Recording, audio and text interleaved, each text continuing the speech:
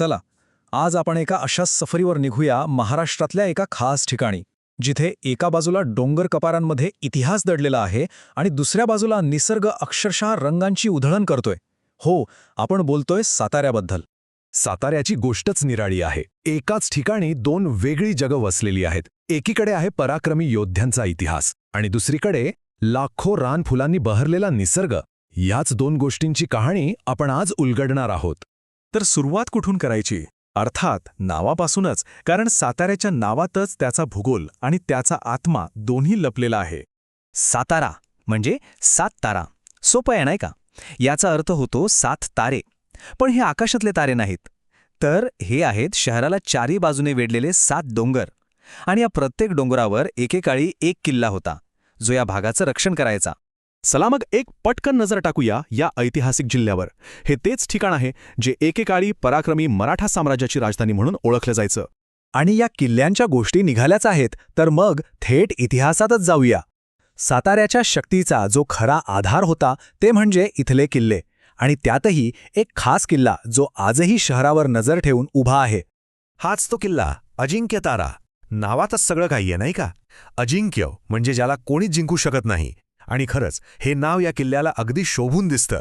विचार करा, या किल्ल्याने आपल्या जागेवरून कितीतरी शतक, कितीतरी घडामोडी पाहिल्या असतील. हा किल्ला तब्बल 3300 फूट उंचीवर आहे. इतक्या उंचीवरून अख्खा सातारा शहर आणि आजूबाजूच्या सह्याद्रीच्या रांगा काय जबरदस्त दिसत असतील याची कल्पनाच करून बघा. आणि या किल्ल्याचा इतिहास तो तर एखाद्या सिनेमाच्या कथेसारखा आहे.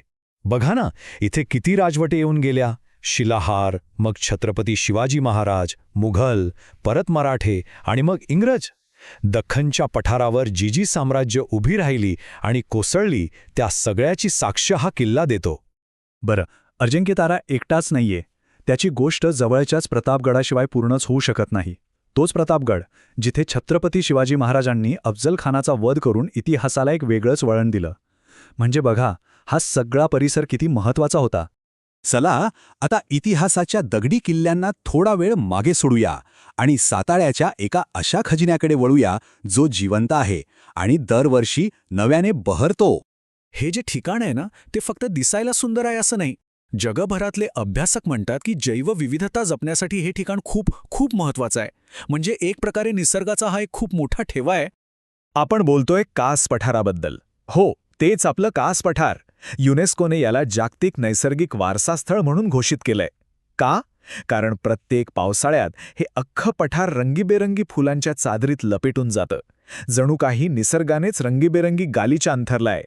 आणि हे पठार काही छोटं मोठं नाहीये. तब्बल 1792 हेक्टरमध्ये पसरलंय. आणि याची खासियत म्हणजे ही एक विशिष्ट प्रकारची जमीन आहे, जांभा दगडाची. त्यामुळेच इथे एक वेगळीच नैसर्गिक दुनिया तयार झालीय. तर मग इथे असं काय खास आहे? बघा, इथे 400 पेक्षा जास्त प्रकारची फुलं उगवतात. आणि सगळ्यात भारी गोष्ट काय माहितीये?